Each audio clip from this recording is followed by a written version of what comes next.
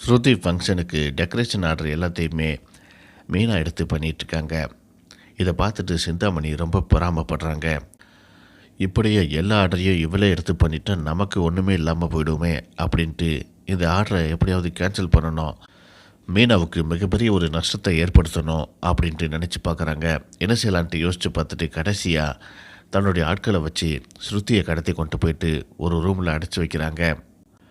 இப்போது ஃபங்க்ஷன் எப்படி நடக்குதுன்னு பார்ப்போம், மீனாவுக்கு டெக்கரேஷன் பண்ணதுக்கான பணம் எப்படி கிடைக்குதுன்னு பார்ப்போம் அப்படின்ட்டு சிந்தாமணி நினச்சிட்ருக்காங்க. ரவி பதட்டமாக இருக்கிறத பார்த்துட்டு முத்து மீனா 2 பேருமே என்னாச்சுன்னு கேட்குறாங்க. ஸ்ருதி காணா போயிட்டா, எங்கன்னு தெரியல அப்படின்ட்டு அவர் சொல்ல, நாங்கள் போய் பார்த்துட்டு வரோம் அப்படின்ட்டு முத்து மீனா 2 பேருமே கிளம்பி போகிறாங்க.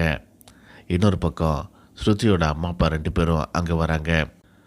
ரோகிணி, இதுதான் சரியான நேரம், இவ்வளோ நாள் என்னை வச்சு நீங்கள் கேம் விளையாடினீங்க, இன்றைக்கி பாரு என்னுடைய விளையாட்டை அப்படின்னு சொல்லிட்டு ஸ்ருதியோட அம்மா அப்பா கிட்டே போயிட்டு உங்கள் பொண்ணு காணாமல் போயிட்டா அப்படிங்கிற மாதிரி போட்டு கொடுக்குறாங்க.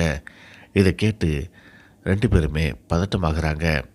ஏற்கனவே தன்னுடைய பொண்ணை தன்னுடைய வீட்டுக்கு கூட்டிகிட்டு போகணும் அப்படின்ட்டு ஒத்த காலில் நிற்கக்கூடிய ஸ்ருதியோட அப்பா பயங்கரமாக டென்ஷன் ஆகி கத்த ஆரம்பிக்கிறாரு.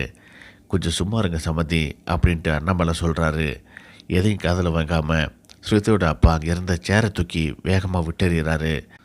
அந்த சேரு அண்ணாமலையோட மேலே படுது. அந்த நேரம் ஸ்ருதியை மீட்டு முத்து கூட்டிகிட்டு வராரு. அண்ணாமலை மேலே அந்த சேரு படுறதை பார்த்துட்டு முத்து வேகமாக ஓடி போயிட்டு, எங்கள் அப்பா மாதிரியே நீ கை வைப்பியா அப்படின்னு சொல்லி ஸ்ருதியோட அப்பாவை அடிக்க ஆரம்பிக்கிறாரு.